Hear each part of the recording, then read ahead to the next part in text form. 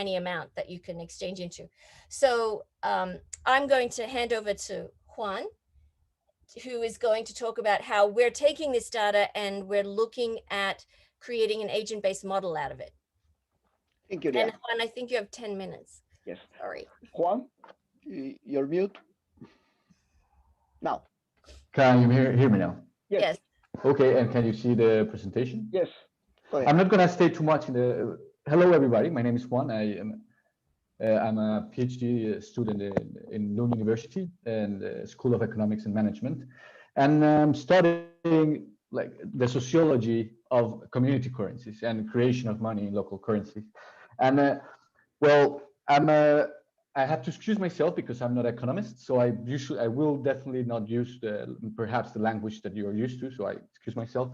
But then I'm going to go a little bit more into what is that we're doing, and I just want to talk that the motivation for this was about financial exclusion, and how is that 1.7 billion people are still out of all these financial systems that we are talking about, and that it hinders their possibility to develop and to create productive development. And that's where community currencies enter to help, because now you can start giving people in a different way access to their own financial system by creating their own currencies. So I'm not going to stay too much because I think Leanne just discussed a little bit that. But I do want to stress a little bit the importance of the connector weight, because based on the connector weight, what you define as a designer of that currency, what you define as the connector weight will affect the sensitivity of the price of the currency. So if you have a very like a connector weight that is 1, it will be the sensitivity of the currency is very low. Well, if you have a very low connector weight, then the price will change a lot based on the reserves that are moving. And that's important, because if you want to have a stable currency where people have are not so affected by exchange by imports and exports, then you will need a connector weight that is more near to 1. But this said, I just want to talk a little bit about what the grassroots economic idea was, is that when you have this type of exchange community currencies, there's arbitrage. And as Leanne explained, the whole idea of having this exchange rates is that they will balance in the future. But you can also have 2 things more to this. Not only people can have this exchange rate that are moving, but you can also have people cashing out those reserves. So you can have people cashing out reserves and then decreasing the price of the currency to keep the market stable. Or you could have external investors, let's call them philanthropists or development aid people, injecting reserves to these currencies. And that, again, will stabilize the market. So you have different ways of keeping this market on balance. And I'm not going to stay too much on it, but I'm more into social simulation, but I do have to say that the idea of this model is to be more an attempt to represent what the Kenyan is, and a theoretical exposition of how a monetary design can affect local situation. This said, I'm going to show you a little bit what is that we have programmed. And well, I guess this is a NetLogo model. I don't know how like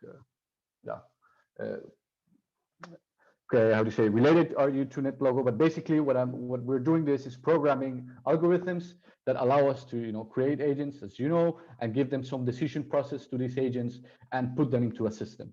So basically, what we're doing here is we're setting up a population of citizens, which they can create at this point only 2 currencies. So you have a population where you have 2 communities, each of them having a different community currency. Yes, and then what we add is a little bit of heterogeneity into the system, having different personalities. So we're still not at the point of learning. We're trying to get into there where the agent can learn their strategies and change their strategy in time. But at the moment, they have only one strategy.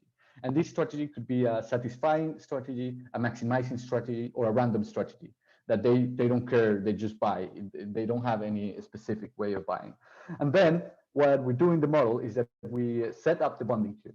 So we put some initial reserve, that's the stable coin that Leanne referred to. We add some of the connector weight, we define the connector weight at the money designers, and then we just create the money. So basically, what we do here is that we create the money, we create the system, we at this in this example, I'm just going to have all people profit oriented. So they are all looking for the cheapest product in the market. They all have their own characteristics. They have a reservation selling pros, a reservation selling price, a reservations buying price. They have their own. Well, the wallet is at the moment constrained, but and they also they each have a community currency that they start with. And then what we do is just to start, simulating the model and observing how does depending on the composition of the population, how do the reserve evolves, and therefore the exchange rate changes, and what's the effect is in the wealth distribution of the community and the effective transactions they can do. So, and moreover, you can also observe the surplus of the community. So how much they are earning based on the reservation price, their buying reservation price, and what they are getting. And so this is where we are. And this is we have kind of a basic setting of when we're starting. We are now able to see, okay, how the exchange rate will change. For example, in this case, we have a 0.25, but what happens if we start with a 1 connector wave, and then you could just simulate it again and then see that the exchange rate is much more stable. But you could also play with the idea that it's very low and see how this exchange rate starts just moving a lot. And so then that's the key, and that's why I was saying that the CW is so important, because based on what you define, then the exchange rate will change, and then there will be more possibilities for arbitrage, and then it might be that affect the strategies of people in the communities. So this said, I will just go a little bit to what at least we've discussed to talk about the future, and it's verified and validate the output indicators that we have. So we have already the model. Now we're in the process of verification and validation. Integrate a little bit more the key elements of the case study in terms of the cashing out, and also into investigate through qualitative methods what are the effects and the motivations for the different strategies, so we can better program the algorithms, the learning algorithms of the agents.